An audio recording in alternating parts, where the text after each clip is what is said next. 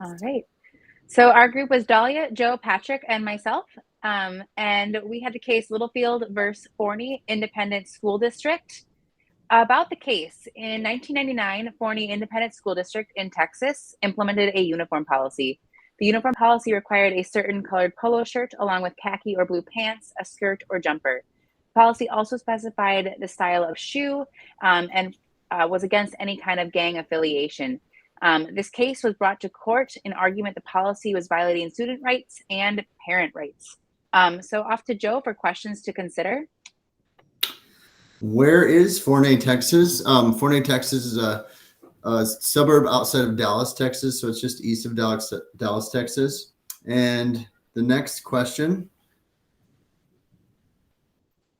next slide. Why did the district want or need to enact a dress code?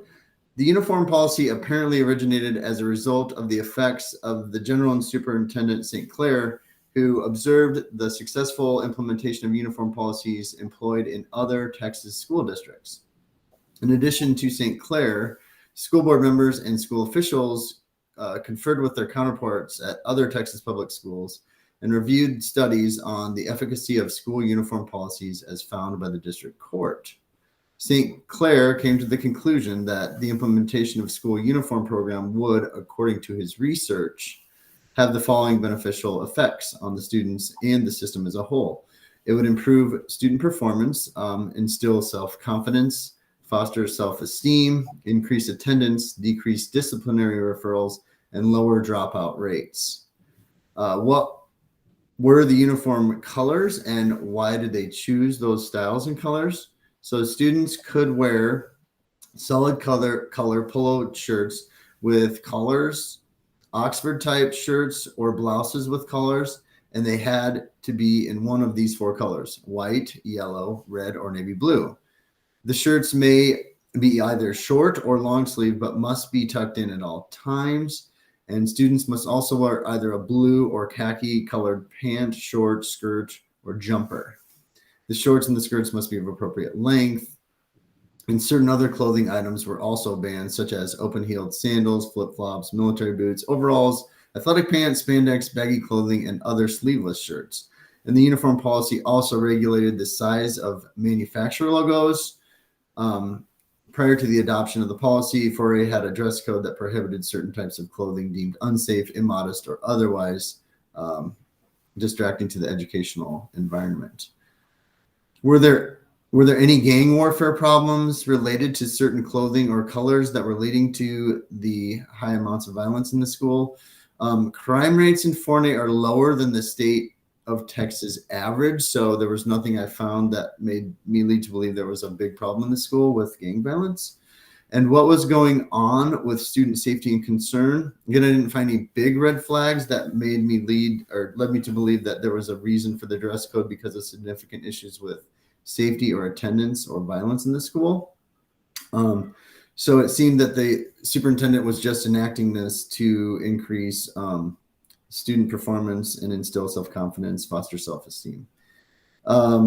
Were the free expression of rights of students balanced by the corresponding intent or interest furthering the educational mission of the schools? The plaintiff parents alleged that the dress code encroaches on their constitutional right to the direct and upbringing education of their children, but the defendants submitted that the plaintiffs have failed to show that they have suffered any injury as a result of the implementation of the uniform policy. None of the plaintiff students had been suspended or expelled for failing to follow the uniform policy. And we'll move on to Patrick for the issues. Okay, for the issues, well, at Forney, they already had a dress code that was already in place before the school uniform policy. But it wasn't as strict. So what amendment rights were being challenged was the First and 14th Amendment.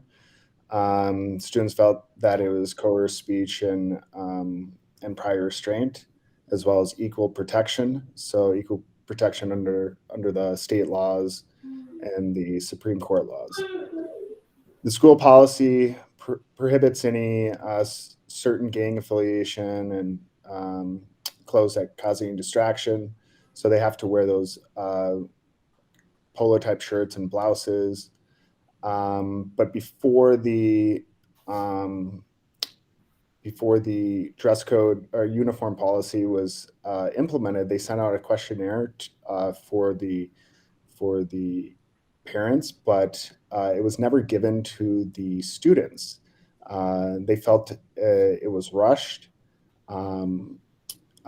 They can file a grievance procedure to opt out. However, they have to reapply every year to opt out of the uniform policy.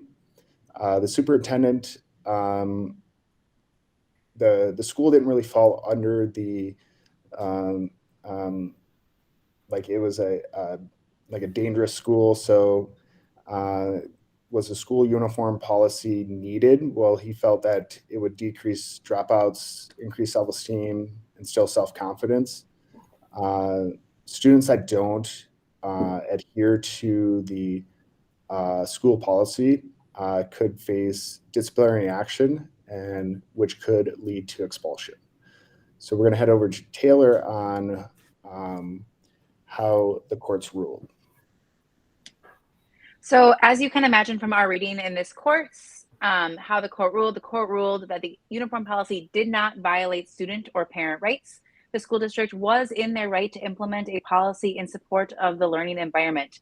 While researching this case, there were 4 prior cases that were cited in reference to the ruling in this case, and they were Tinker v. Des Moines, Bethel School District versus Fraser, Hazelwood School District versus Kohlmeyer, and Traxel versus Greenville. The first 3 cases that are cited really deal with student rights, and the last one would deal with parents feeling like their rights were infringed upon. So Tinker v. Des Moines backed the ruling that students do not automatically have the same rights as adults in a school setting.